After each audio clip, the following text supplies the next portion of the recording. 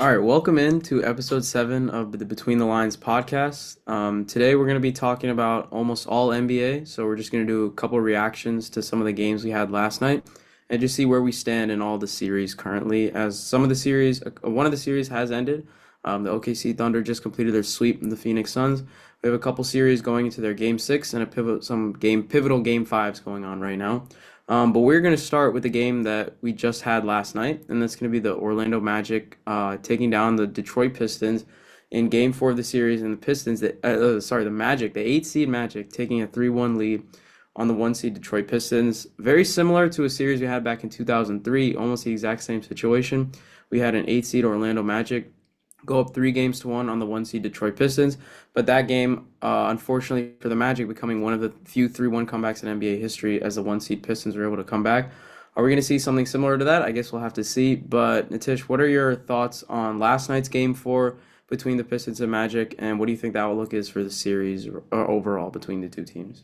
Yeah, I think like this has definitely been like one of the more like ugly basketball series in like recent memory where almost all the games have been like pretty low scoring and I think I saw like there have been like 130 combined turnovers across the 4 games, which is like ridiculous. And then like to add on to that, like Cade Cunningham, he like a broken unfortunate record of now has the most turnovers in any 3 game span in playoff history. So the thing is like I mean, especially if you're box score watching, like it's easy to just like blame Cade because he's had some pretty inefficient nights too. But it feels like they have absolutely nothing going on offense. Like Tobias Harris has been like decent, but outside of that, almost no one's doing anything. I think like the biggest disappointment on the Pistons side has been Jalen Duren. He's not even averaging like double digits on offense at all. So in terms of points per game. So I mean, like obviously, they are the 1 seed. They could turn things around, but I just think that they've dug themselves too deep of a hole here, down 3-1. And then on like the other end, the Magic, they also aren't doing great offensively, but they've seen like Desmond Bane come into form in the last 2 games, like kind of like you were mentioning with that 0-3 series. Like back then they had T-Mac. Now is Desmond Bane today's T-Mac for the Magic? We don't know, but I think the Magic, they might give up a game. They might lose game 5 in Detroit, but ultimately I think the Magic will take care of things. But wouldn't be surprised if the Pistons take care, but I'm gonna lean the Magic here. Yeah, I'm going to take the Magic as well. Like you said, I wouldn't be surprised if the Pistons grab game 5 back on their home floor, just more of like a pride type of game. Like, do you really want to go get gentlemen swept by the 8 seed? Like, I think we're going to see a really good showing from them in game 5. But in game 6, I am pretty convinced the Orlando Magic are going to take it at home, just being with the home team and everything like that. Sort of like prepare everything and just like put all your eggs in one basket in that game 6 game and not let it go back to a game 7 in Detroit. But I mean, like you mentioned before, like a team in the 2003 Orlando Magic that was equipped with a Tracy McGrady, one of as much as like his career was a little bit like shortened due to like injuries and things like that. We know how potent of a scorer he is, and we look at an Orlando Magic team right now. You say the best scorer on the team might be Desmond Bane, like a guy in Paolo Banchero. He was supposed to be that guy. He hasn't been that level of an efficient shooter and things like that. And you see a game that delves into just a rock fight type of game, and you see it's a game where both teams shoot respectively 38 and 33% from the field in the Orlando Magic and the Detroit Pistons. Just a horrible game in terms of offensive efficiency. But when it boils down to a game like that, and your possessions are limited and offensive buckets are a limited commodity, you really just need to be like, okay, do you have an offensive creator, an offensive playmaker that can out execute the guy on the other end of the floor in close possessions and clutch games? And the Magic were able to do that. Desmond Bane was able to put through a lot of clutch buckets at the end of the game, and it's not like we're putting this on Cade Cunningham like you mentioned. We're not saying that he was the reason they weren't able to win the game at the end, but just they don't have anyone outside of him on offense. Even if he can get string together 2 to 3 good possessions where he's able to create some offense, either for himself or a wide open like kick out shot to maybe a guy like Duncan Robinson or Tobias Harris or something like that.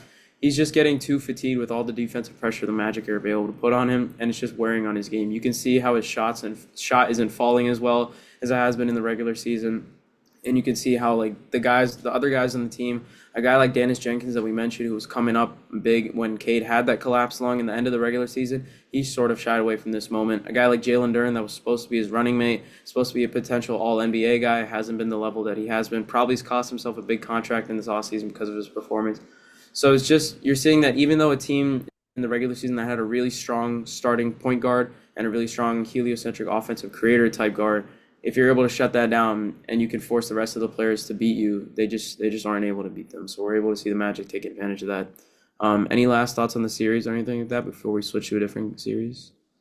No, I guess my only last point here would be like, I guess this makes me wonder, like, could the Magic, or sorry, could the Pistons be a team that like pursues Kevin Durant in the offseason to help with their like offensive shortcomings? Because clearly defense hasn't been the problem, it's been the offense. I don't know, I think that could be an interesting move for them. We'll talk about the Rockets in a bit here, but yeah, I think that's all I got for Magic Pistons. All right, now let's move on to the next series. That the winner of these two series are actually going to end up playing each other. And coming into the playoffs, I'm pretty sure we all expected it was going to be the Detroit Pistons taking on the Cleveland Cavaliers. But based on how the most recent Game 4 has gone for both these, we could be getting the Toronto Raptors versus the Orlando Magic. So, like I said, the next series are going to touch on Toronto Raptors versus Cleveland Cavaliers. Cleveland going up 2-0 in the first two games and not really looking competitive at all. Toronto steal or takes game three, the first game on their home floor, and a pretty dominant effort from them, a pretty good showing from them. Just sort of that type of game where a team goes down 0-2 on the road, and you like to see them have a good effort at home to not let the series go to 0-3, so they keep it at 2-0 or 2-1. And then a pivotal game four on just Sunday afternoon. And we see, as much as the Pistons Magic game was a rock fight, this was the most rock fight of all rock fight NBA games that we've seen in a while. Um, Final score ending 93 to 89. The Raptors win it.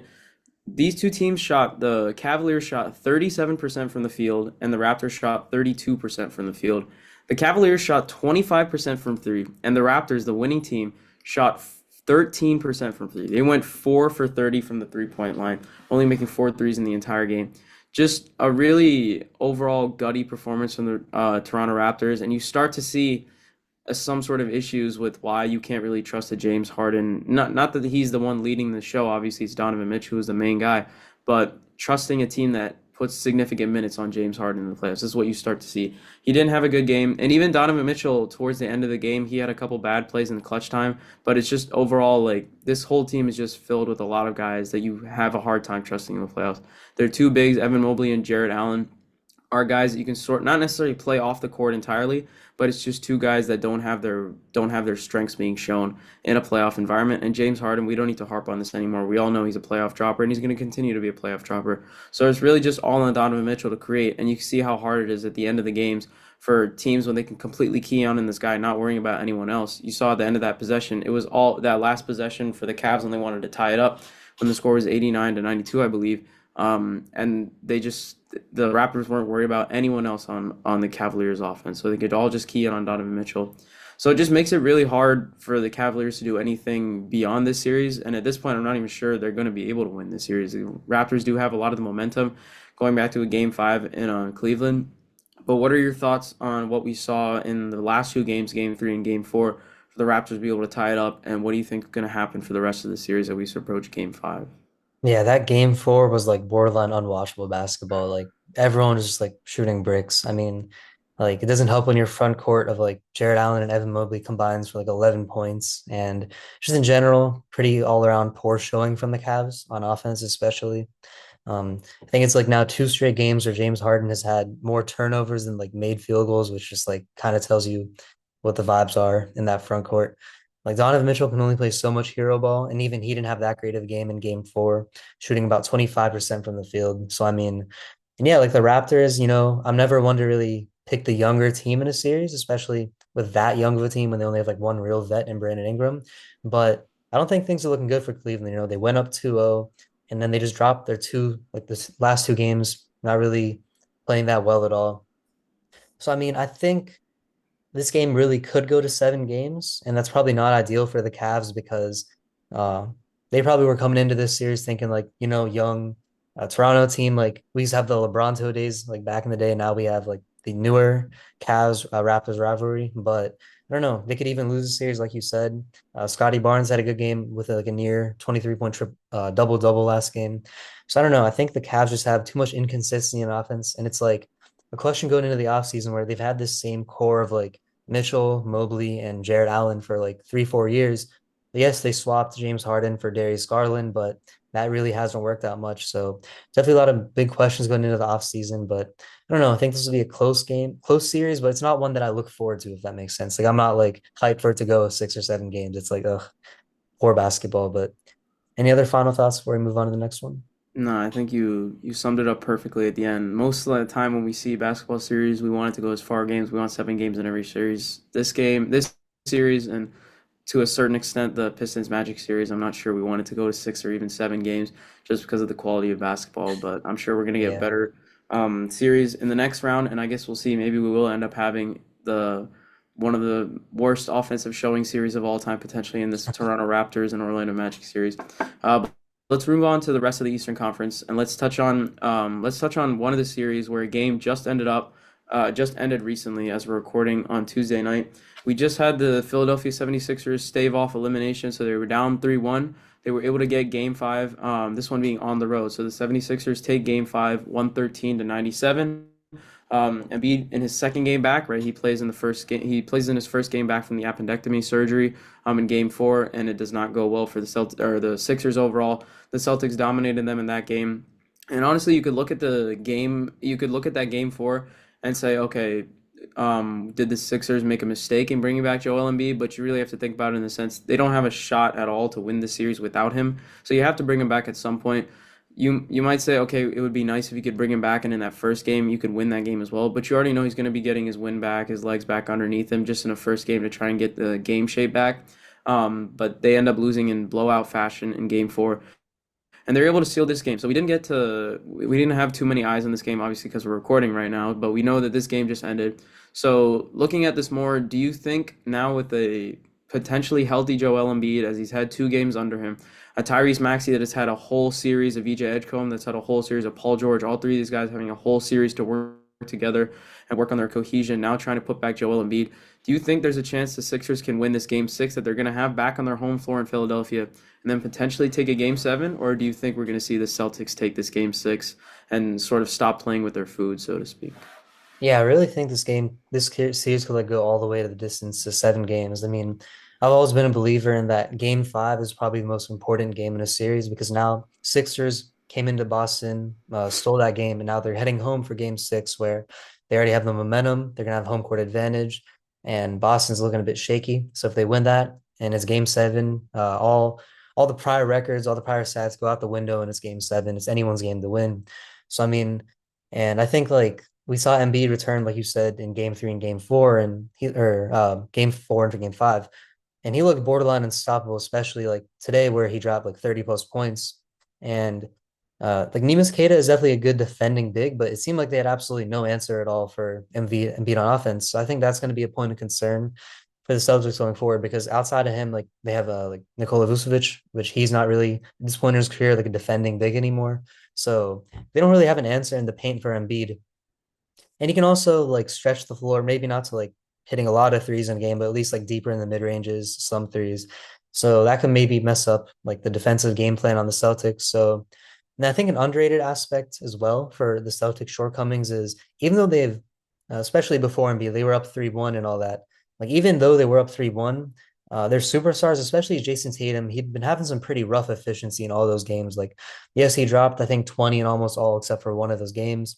He's been getting like an abnormal amount of rebounds. I think he had like 16 boards today, but his efficiency hasn't been there. It's like he lost his 3-point jumper in the last year. Obviously, he's been rehabbing, so can't hold it too much against him. But I don't know if the Celtics keep up this like offensive inconsistency and the Sixers keep riding this like hot wave they've been on. Really could be anyone's game. Ultimately, I'm just gonna rely on Boston's experience going deeper in the playoffs to get them this series win. But I do think at this point it might go all 7 games.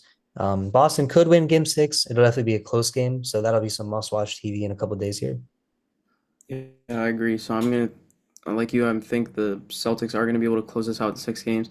And even if it does go 7, I do have confidence just having that game in their home building to be able to steal it. But like you said, it would be great if we could see a game 7 there. So let's touch on the last series in the Eastern Conference playoffs. And this series, I think, is a lot closer than we all expected as of right now. So this is going to be the Knicks and Hawks series. And right now, Game 5 is currently going on as we're recording. Knicks are currently up as the second half is just starting, 67 to 51 on the Hawks. And this is Game 5 in New York. But I don't think anyone expected it to be a 2-2 series going into game 5, and especially no one really expected that game 2 masterclass we saw from CJ McCollum stealing that at the end, just out executing Jalen Brunson in the clutch like we've seen Jalen Brunson do to many other teams' best players. So sort of a taste of his own medicine there. And then the Hawks even taking game 3, so going up 2-1 in the series. We saw the Knicks win in blowout fashion in game 4 to sort of set back the momentum of the series and get it back in their direction. And now we're seeing that they're winning game 5 as of now recording. But let's look back a little bit more on the last couple games of the series as opposed to looking ahead. What do you think are some of the biggest reasons why the Hawks have been able to like take the series in the direction it's gone right now? Obviously, both of us picked the Knicks to advance in this series. I picked the Knicks in 6 games. I believe you picked the Knicks probably in 5 or 6 games if I remember correctly. So we expected it to be more of a lighter series, but I don't think either of us saw the Hawks stealing some of the games they did. So what do you think they've done that's sort of helped them get in this way or help them get this way in the series so far? Yeah, like I had Knicks in 5, so I definitely didn't think this would be as close of a series as it is so far. But I think one of the main problems has been for the Knicks has been like, especially in crunch time situations, like the Hawks really just like try to isolate on Jalen Brunson as much as they can, and we saw it especially apparent in that game 2 and even game 3 where like CJ McCollum just went straight at Jalen Brunson like multiple possessions in a row. Kind of like you like termed a couple episodes ago, like he's just a turnstile on defense, unfortunately. So I think having like an absolute net negative on defense, and he has to be in the late game situations because of what he provides on offense. I think that's something the Knicks have to figure out, and that could be a reason for why they've gotten like why it's been this close of a series so far. And I think the other one also is just like the Hawks actually they I guess one underrated aspect I didn't really consider much was they match up pretty well with the Knicks in the sense that a lot of their best defenders are those like perimeter defenders like Dyson Daniels, Jalen Johnson, even Nickeil Alexander-Walker. And a lot of the Knicks offense comes from the perimeter from the form of like Jalen Brunson, like it starts in the perimeter versus just like paint offense, like post up and all that.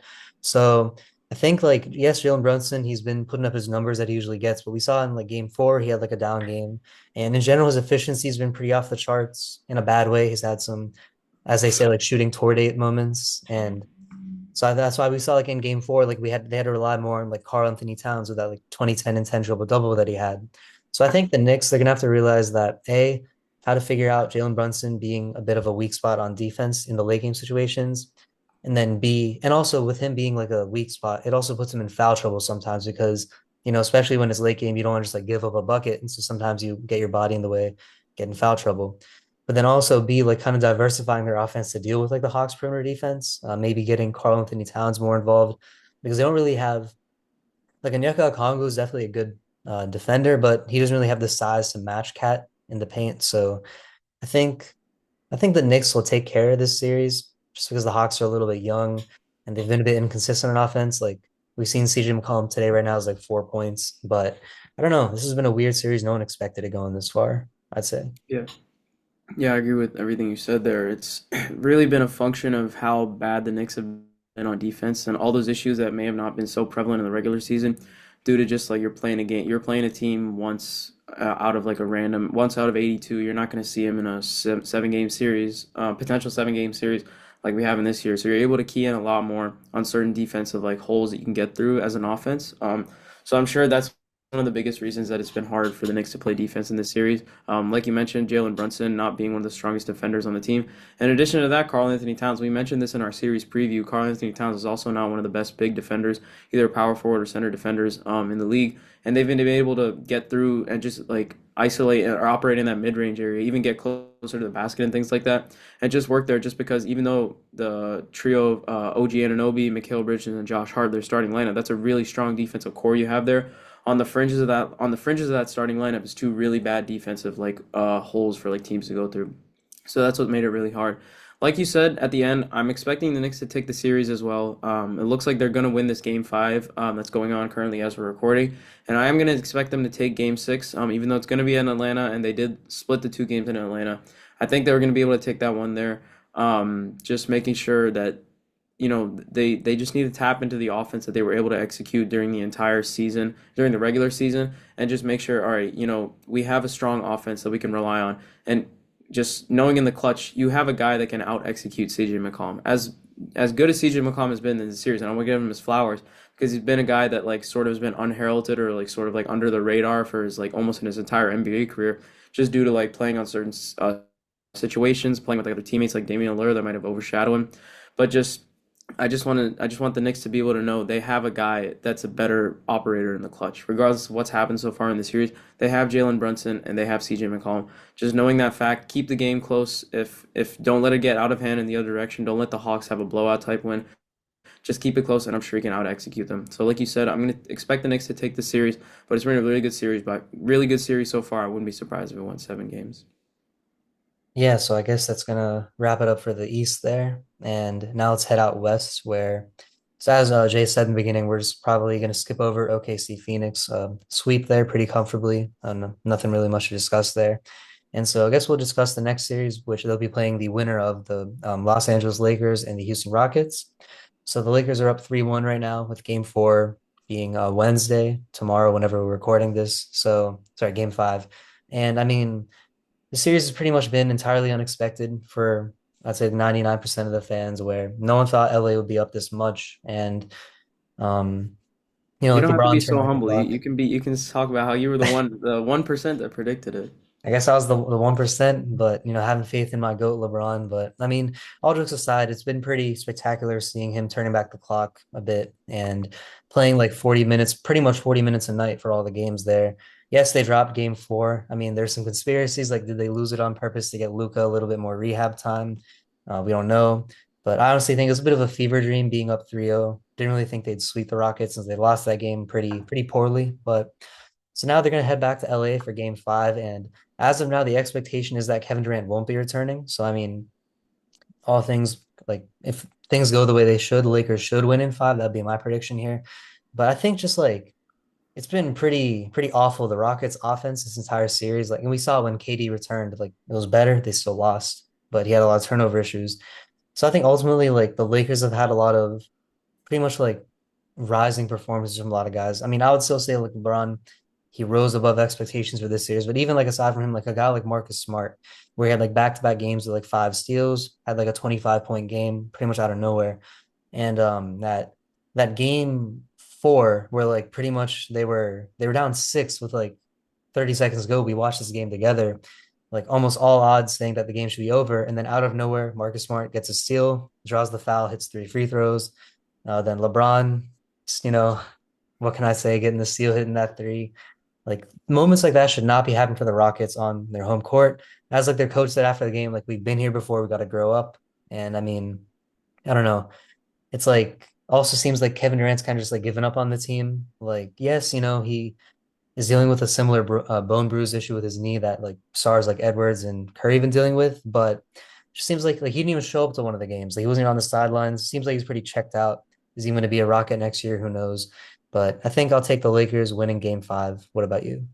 Yeah, I'm gonna take the Lakers to win Game Five too. Like you mentioned, Kevin Durant as of now is not expected to play in this game, so I'm gonna assume it's gonna be very similar to something like Game One. The Lakers are gonna be able to take it. It should be a close game. Just the Rockets, since that Game One, have just been just a little bit better in their offense. Obviously, not well enough to beat the Lakers, but just from how they were in that first game, I think they're gonna play a little bit better. It'll be a close game, but I think the Lakers are gonna take it.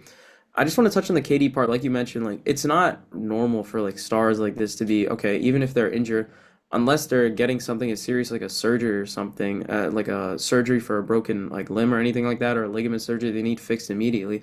You tend to see the stars on the bench all the time during the games, just in terms of like a morale thing. You want your, especially a guy who's like a star player, you want him there, superstar player, in fact, a guy you just want him there like leading your team, talking through some of the young guys, if anything, especially in timeouts. The coach can't go through every single thing and talk to every single player. So having a star player that is able to see things from the sideline, just be able to talk to some of the players. You got lot of young players. You got Reed Shepard, Alperen Sengun, and Amen Thompson. Just help them talk through things. What you're seeing from a guy that's had almost 20 years in the league. What are you seeing from the sideline? Can you help them with anything like that?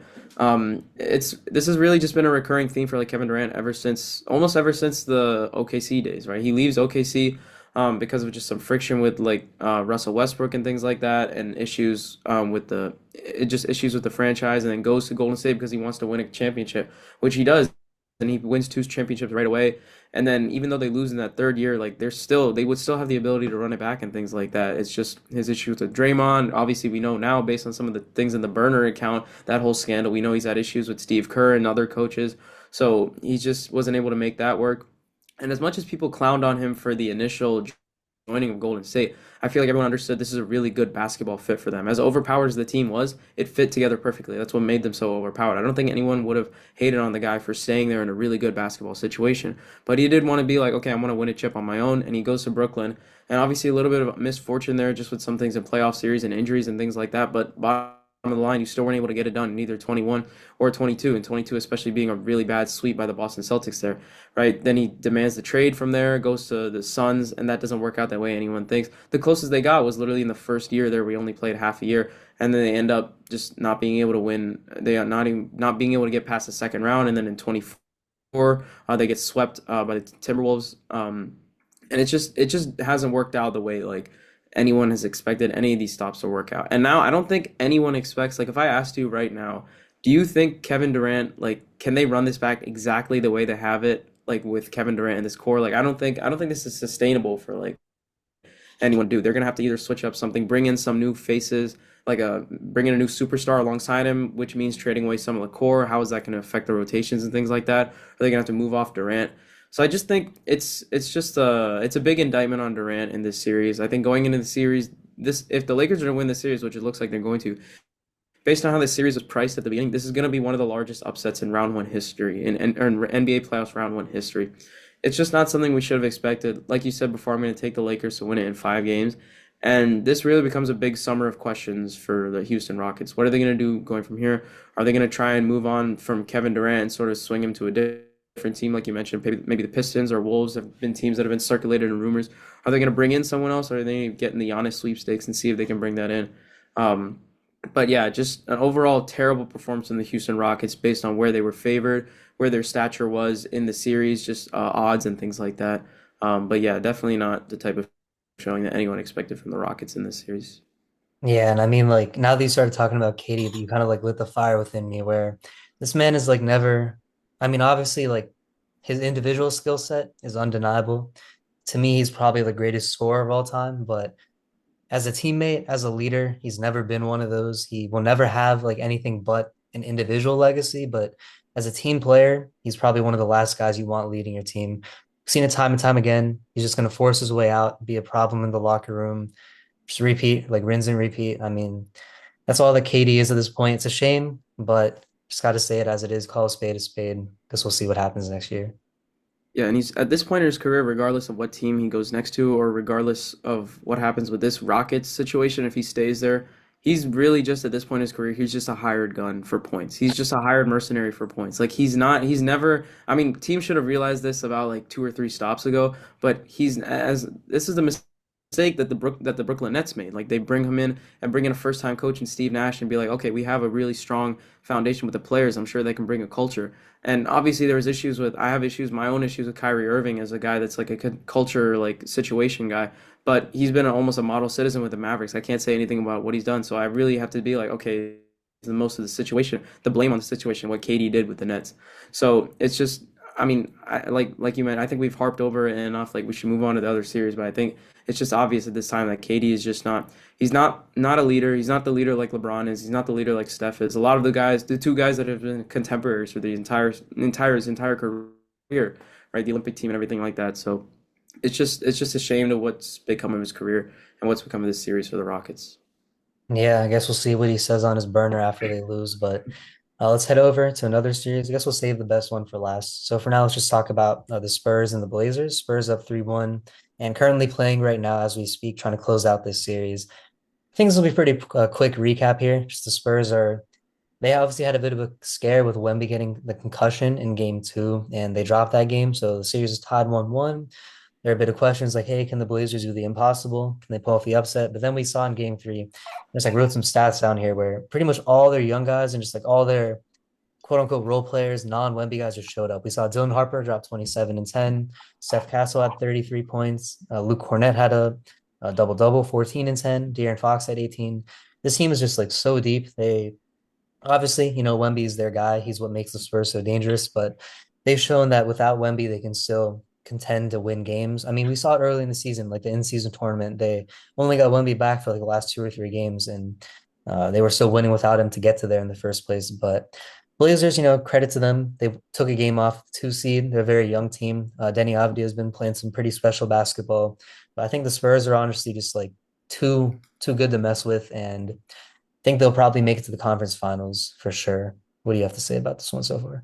Yeah, I agree. I think it looks like they're putting together what could be the start of like some really strong. We don't really want to use the D word and call it a dynasty so far because we might be in the middle of another like starting of a dynasty down in OKC. But this looks like it's going to be the start of a really strong run of consecutive playoff appearances and going deep in the playoffs. Like you said, in the game three with Wemby out with the concussion, a lot of their young guys that you're concerned, okay, are they going to be sort of playoff droppers? Is the moment going to be too big for them?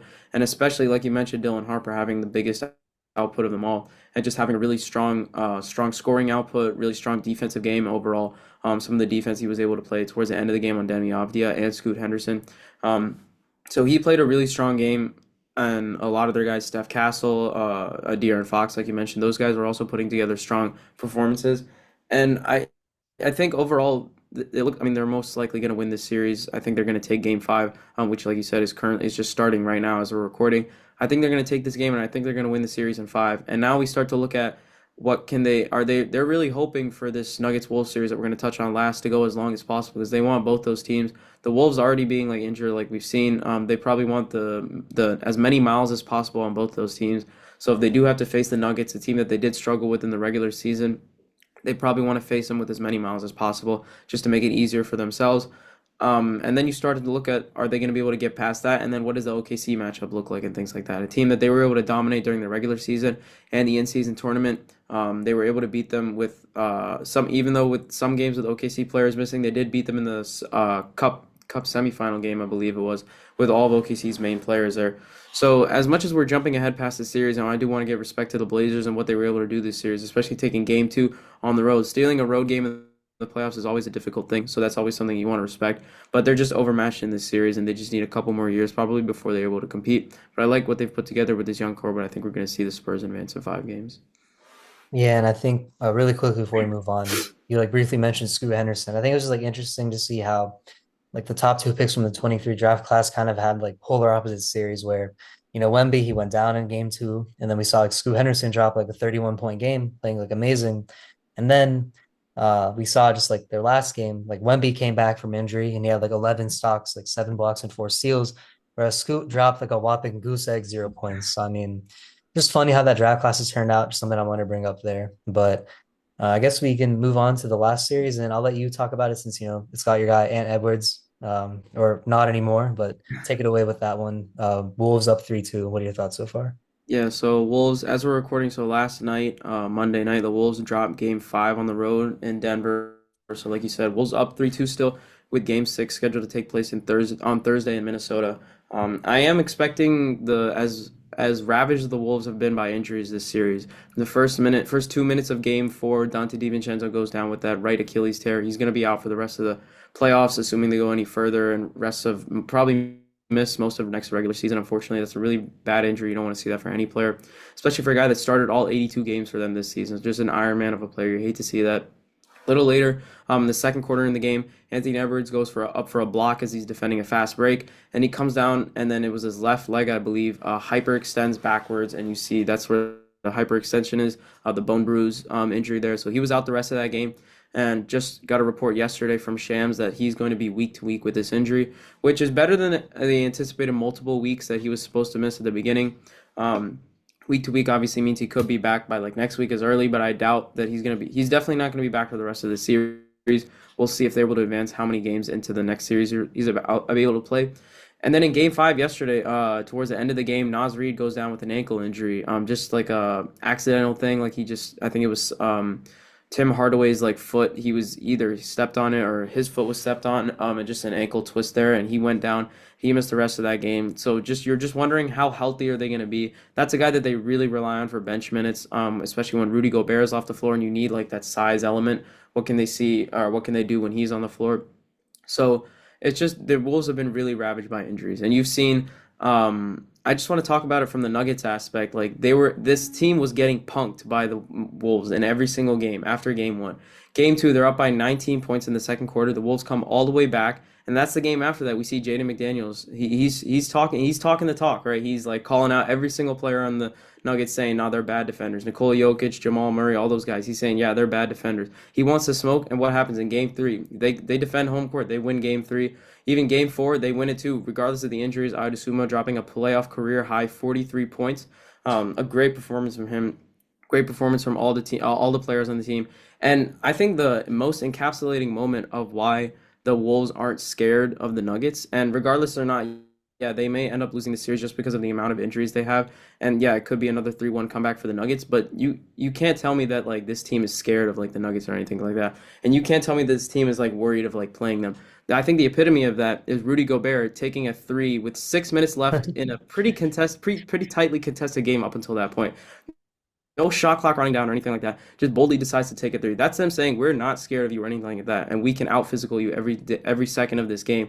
And we see that towards the end of the game, Jaden McDaniels, while they're up by like 12 points or something like that, with just a couple seconds left, goes up for the layup. And that was the fastest I've seen Nikola Jokic run like in my entire life, and that's the most effort I've seen him put forth in the series running there to defend Jaden McDaniels. Like, I mean, I sort like as part of me wants to say, like, yeah, that's some of the unwritten rules and things like that. But if you put more effort earlier in the game, you wouldn't have to be defending a layup that's like putting the game out of reach, a game that's already out of reach. Just before that, Jamal Murray tries to heave up a three with a couple of seconds left to try and get the score a little bit closer. So I don't want to hear any of that from Nikola Jokic or any of the, especially David Adelman. I've not liked what I've heard a lot of him from the press game conferences and post game pressers and things like that. What he's been saying about the Wolves and things like that. And the only time that you see any fight from the Nuggets is sort of towards the end of that game, towards the end of the game five when they're certainly winning that game, and then you start to see some of them fighting back and things like that. So it's just overall like I'm worried that the Nuggets would be able to win this series just strictly because of how many injuries we've seen. No one wants to see that. We don't want to see any of the stars injured. We want to see all healthy series. But I do think I am confident in what the Wolves are going to be able to do in this game six. I know there was a long rant there. I still have a little bit more to go. We're going to talk a little bit about like some of the historical aspects, what we might see. But I'm expecting Wolves to take Game Six and win the series on Thursday. What have your thoughts been on the series so far? How it's played out, and what do you think is going to happen for the rest of the series? Yeah, I think the kind of like yeah, before I get into it, like touching on like that unwritten rule. I think that's one of the most like stupid rules of unwritten rules of basketball where like, if you're so concerned about some guy running up the score in the end, like, you should play better defense earlier so you wouldn't be in that situation. And like you said, like Jamal Murray chucked up a three just like the possession before when the game was already well out of reach. So I mean, like Jokic gave a lot of effort on that rundown to like try to punk Jaden McDaniels where you got punked instead. Let's see it earlier in the game. But I mean, getting into it in a more serious tone, I think like as weird as it is to say, because you'd think like okay, with like a team down their entire starting like backcourt, kind of like you said, like DDV being that Iron Man starting all games in the year, and then and being the star of the team, like you'd think okay, the Nuggets they can pull off this like 3-1 comeback. We saw like in the bubble they pulled off like back-to-back 3-1 comebacks, so like surely they can do it again now. But and I know I had the Nuggets like favored earlier coming into the series, but I think I'm honestly gonna take the Wolves to win this series. I don't know if they'll do it in the sixth game or the seventh game, but I think they'll ultimately win. Reason being, a couple of reasons going into it. One, as good as Anthony Edwards is, he hasn't been playing his best basketball this series, and even despite that, the Wolves have like found ways to make this entire series close. Like always, it's a game of runs. They've gone on many runs, and even though they lost like last night, we saw or game five, we saw that like we've seen guys like Adesuno rise, Bones Highland, even like Terrence Shannon getting in there late in the games. Julius Randle playing good basketball. I think he had like 25 and 9 in game five. And then like Rudy Gobert, like turning back the clock to like showing why he's like a four-time defensive player of the year. So I think like, yes, it's really sucks to lose Anthony Edwards and Dante DiVincenzo, but at the same time, like the reason why the Wolves have been so good in this series hasn't been fully reliant on Ant's output. So I think for that reason, they can continue to give Jokic problems where like Rudy, like I think he held Jokic to like 7 for 26 in one of the nights. Jokic has been like yesterday, he had a monster triple double, 16 assists, a three turnover ratio, but pretty much outside of that game, he's been playing some of his worst basketball in like, probably like the last like 5 to 6 years for him, especially in the fourth quarter, like shooting roughly 20% in this entire series. So with Jokic playing so bad and Rudy being healthy, I think they can continue to help maybe contain Jokic. And then as long as like the younger guys like Adesuno come through, Bones Highland, even like Julius Randle, the one vet they have, I think I could see the Wolves winning the series. Ultimately, I unfortunately think with and week to week, I don't know if they can give the Spurs much of a fight, but I think they'll definitely beat the Nuggets. And for the Nuggets, you got a question going forward. Like we've had this same core for a while. We really should have beat this like undermanned Wolves team that's underdogs to us. What really happened? Is Adelman on the hot seat? I don't know, but yeah, what else you want to say about this? Yeah, I think you led into it perfectly, just talking about like some sort of like existential questions for the Wolves or the Nuggets after this series, if they are to lose, just analyzing what are they going to be able to do with the rest of with this core and like how do they want to move forward. And I want to touch on Nikola Jokic because he's a guy that's I've certainly regarded him, I'm sure you've regarded him as the best player in the world like up until this moment right now. Obviously, if they're to lose this series and Shea's able to like win the NBA championship, I'm sure that's going to change a lot of people's minds. If Wemby's able to do it, that'll probably change a lot of people's minds too. But I think as of right now, you would still say Nikola Jokic is the best player in the world. But you have to see like if you I don't necessarily want to do the thing where we look back at like a team's championship and say like okay maybe was this like fraudulent just based on who they play. Obviously you're only able to play like who you match up with. You can't really you're not in control of that. But in the year right after that, we see that they're matching up with the Wolves in the second round of that series, and they have a 3-2 lead in that series. This is the conference semifinals of 2024, Western Conference semis 2024, and they have a 3-2 lead going into Game 6 of that series. And they go into Minnesota and get blown out 115 to 70. And Jokic, I mean, he plays an all right game. He puts up 22, 9 and 2 on 47% shooting. But like we've said before, we've seen him play better games. And they lose the Game 7 at home, obviously blowing a 20-point lead in that game. So that's their title defense. Their title defense ends in a Game 7 loss on their home floor with a 20-point comeback by the other team. The next year, I guess just this past year, they lose in the semis to OKC, and obviously you can say, yeah, you lost in Game 7 again to the team that wins the championship eventually, and it did take like Aaron Gordon going down, obviously that really impactful hamstring injury, definitely altered the series. You might have seen the Nuggets win that series otherwise, but just another instance, like he didn't play great in the last 3 to 4 games of that series. If you'd seen him put a little bit more output, maybe similar to his regular season totals, they might have won that series. All in all, the reason I bring this up is that this is a guy that one of my other favorite players, we mentioned this before, Giannis Antetokounmpo. This is a guy that we mentioned. I want to say they're almost on very similar, just career tracks and everything. We just look at how they're compared overall. So if you just look at their, in terms of their stats and things like that, you have a guy in Jokic who's had eight All-Star appearances. Giannis has had 10. But the one difference is some of their All-Star appearances and things like that. Giannis obviously being one of the best defenders in the league. He wins a DPOY in 2019-20, and he's been a five-team all-defensive player. Jokic has never been an all-defensive player and never will be. He's not a good defender, right? In terms of all NBA teams, Giannis has 9 all NBA teams. Jokic has 7. And they have played. Giannis has 2 extra years in the league, but their primes started roughly around the same time. So like that's not like too much of a thing where you could say, okay, it's because of extra time and things like that. Jokic does have the upper hand in MVPs as he's got 3 regular season MVPs as Giannis has 2, and they both have their one Finals MVP from the year where they won the championship. All this to say is in the year of the title defense where the Bucks won the championship, this was the 22 playoffs. They're matching up with the Boston Celtics in that series. Game 6, similar situation. The Celtics were down, so they're going on the road in Milwaukee. Bucks up 3-2 in the series. Giannis puts up a great stat line, right? He puts up an absolutely brilliant stat line. He drops 44 points and 20 rebounds, right? But is only outdone by Jason Tatum masterclass, one of the best Jason Tatum games I've ever watched him play. He drops 46 points and they win the game, and then they lose in Game 7 of that series. Similar to how, and just in a blowout fashion, similar to how the Wolves came back in the comeback fashion in that Game 7 against the Nuggets in 2024. But in that 2022 series, Chris Middleton isn't there the whole time. So he's out without his co-star the entire series. And then similar in 2023, they lose in that embarrassing fashion to the Miami Heat as the 1 seed. And then we just haven't seen the Bucks be the same in the playoffs since. All this is to say, just putting together a lot of these stats and just looking at the historical perspective, this is a guy that many people thought, like, not only did he jump Giannis in the current rankings, which I agree with too, but a lot of people were saying he's like definitely multiple tiers above him in the all-time rankings.